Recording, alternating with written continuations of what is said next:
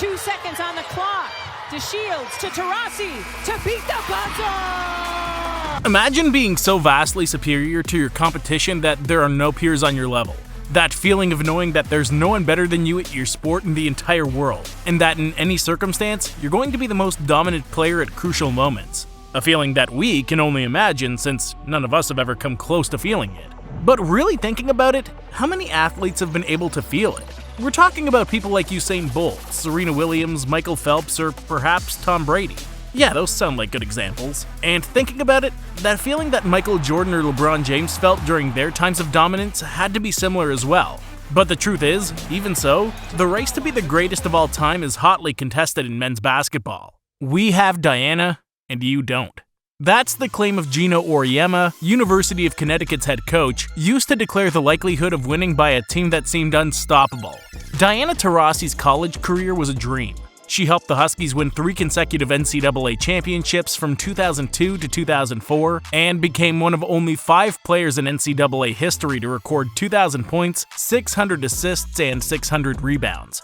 She also won individual awards, including the 2003 and 2004 Naismith College Player of the Year, and 2003 Wade Trophy, and the 2004 Wooden Award. A UConn legend for the ages, with individual accolades that are virtually unimaginable in men's college. But her arrival in the WNBA marked a before and after in the history of women's basketball. In 2004, Taurasi was selected first overall in the WNBA draft by the Phoenix Mercury, where she found a new home. In a way that only players like Dirk Nowitzki, Tim Duncan, or Kobe Bryant have achieved, she's played her entire career with one franchise. And that's the first striking aspect of her resume. And so we come to Chapter 1, longevity. We've never seen anything like this in the WNBA, not even in the NBA. Taurasi was a player who made an immediate impact on the league, averaging 17 points per game in her rookie season to win Rookie of the Year, and who single-handedly raised the team's season record from 8-26 to 17-17. But even then, her efforts weren't enough to get the Mercury into the playoffs.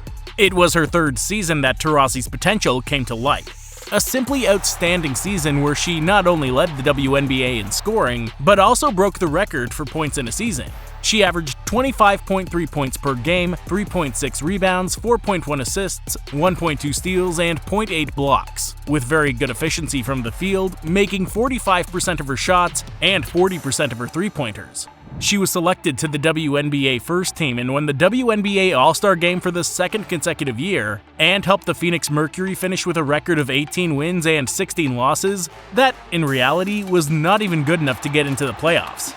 But at that time, Taurasi was already considered one of the league's best players, and that was just the beginning.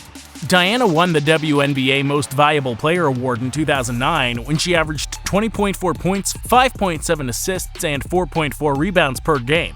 A season that culminated in her winning the WNBA Finals MVP in her 2nd WNBA Finals appearance and her 2nd championship ring.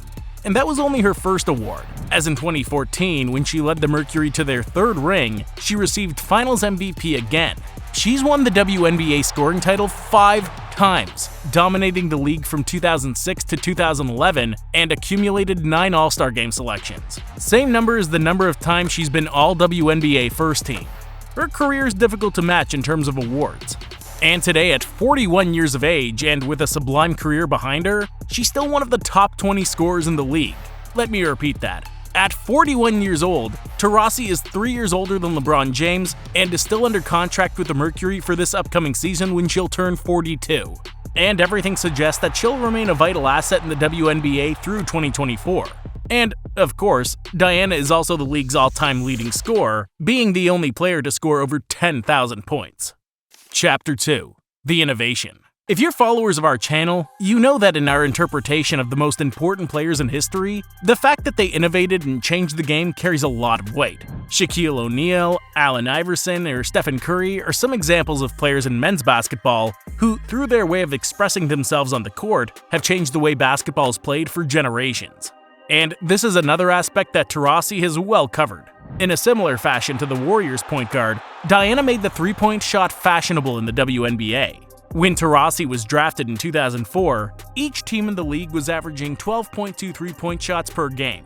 Today in 2023, each WNBA team averages 22.1 three-pointers per game during the regular season. Diana proved that she could shoot threes off the dribble, with a defender in front of her, or in virtually any position, and with her supreme scoring ability, she could turn those shots into efficiency.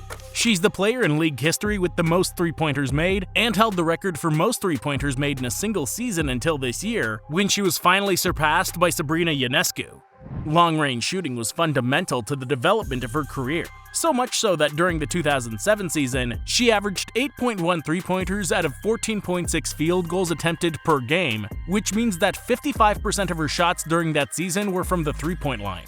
In a very different basketball era, this was unthinkable. Many of the shots resulting from her shot selection would have been considered poor quality by many old-school coaches. But like Steph, Taurasi made the extraordinary the ordinary. Chapter 3. The Mentality. We noted how key aspects of LeBron James or Stephen Curry's careers are perfectly mirrored in Diana's career. But if there's one player to whom she's most comparable, it's undoubtedly Kobe Bryant. She just took me out like flagrant foul. She read I love her swagger and her unapologetic demeanor. It's hard to think of a single WNBA player who better fits the description of Mamba mentality than Diana Taurasi. And that's mainly why her nickname is the White Mamba. The Californian has on more than one occasion displayed a competitive DNA that's very reminiscent of Kobe and MJ. A DNA that's been implicit in the fact of winning no matter what it takes, and that's allowed her to compete at the highest level when the odds were minimal. There are few better demonstrations of this than Game 2 of the 2021 Finals when Phoenix faced Chicago, which was ahead in the series. In overtime, and at 41 years of age, Taurasi got two simply absurd three-pointers, which allowed the Phoenix Mercury to win the game. Gator in all their wins in these playoffs. Taurasi, a deep one, and a chance. Taurasi around the grinder screen. You bet! Or that legendary and one that allowed Phoenix to reach the third ring in the franchise's history. Makes her move.